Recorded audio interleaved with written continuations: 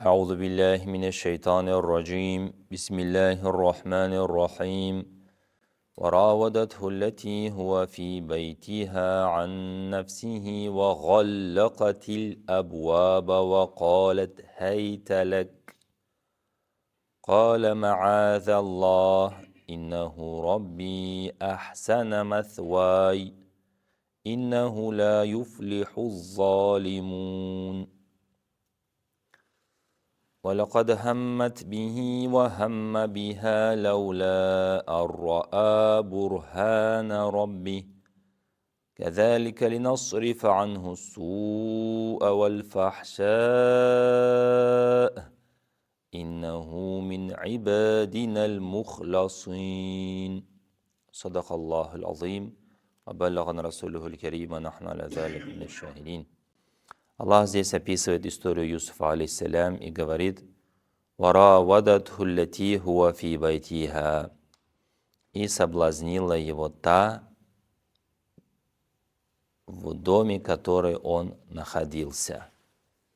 Да, здесь Аллах Та'аля имя ее не упоминает, потому что очень важное качество есть сатр, скрывать недостатки. Аллах, его имя Саттар, он скрывает наши недостатки, и скрыл тоже имя этой женщины, и назвал ее та, в доме, в которой он находился. Значит, она его соблазняла, «Вагаллакатиль абуаб», и двери очень старательно закрыла, «Вакалят хайталяк», и сказала: «Вот я перед тобой приготовилась для тебя во всей своей красоте, во всех своих». В то время, не знаю, чего использовали, макияж, пикияж и так далее. Увидев это, он сказал: «Ма'ад Аллах», прибегая к Аллаху. Аллах, защити меня от этой смуты, от этого искушения. «Иннаху Рабби», поистине Он мой Господь, Он мой Господин, «Ахсана маthвай», Он наилучшим образом отнесся ко мне. Здесь под слово «Рабби» имеется в виду либо Аллах Субхану Тааля, который защитил его, дал ему жилище, дал ему покров, дал его. Либо здесь имеется его хозяин, потому что он был продан в рабство, Юсуф, алейхиссалям, и говорит: как я могу в отношении своего Господа Аллаху Тааля или в отношении своего хозяина, который меня приютил и вырастил, как я могу поступить вероломно. «Иннаху ла юфлиху залимун», воистину тираны, они не достигнут успеха. Ущемляющие права, залимы, тираны, они успеха, грешники, успеха не добьются. Может быть, какое-то время будет сладко, вкусно, приятно, но конец будет очень горький и плачевный. «Валакад хаммат бихи ва хамма биха», она сильно захотела его, и он захотел. Он тоже не был ангелом или каким-то слабым человеком, был молодым, сильным, красивым. «Лауля ар-раа бурхана рабби», если бы он не увидел аргумент от своего Господа, он мог бы впасть в грех. И здесь разные толкования есть, что за аргумент.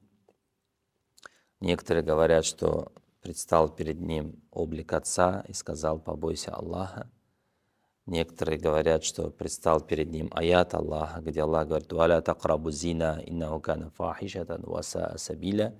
Близко не подходите к прелюбодеянию, это является мерзостью и приводит к плохим последствиям.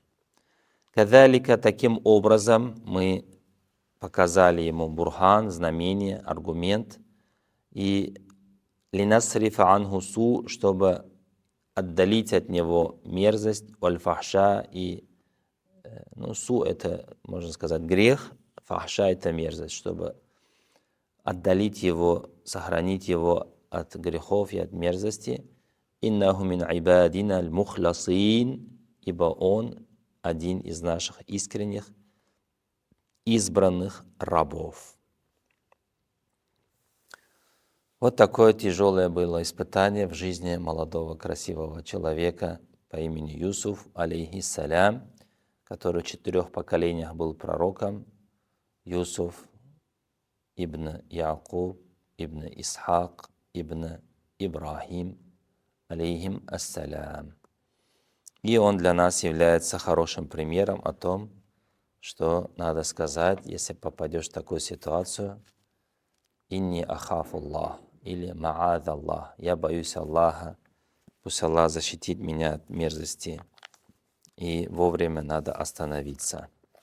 Если проявить маленькую слабинку, маленькую какую-то похоть, то наш враг, шайтан, ни в коем случае эту возможность не оставит.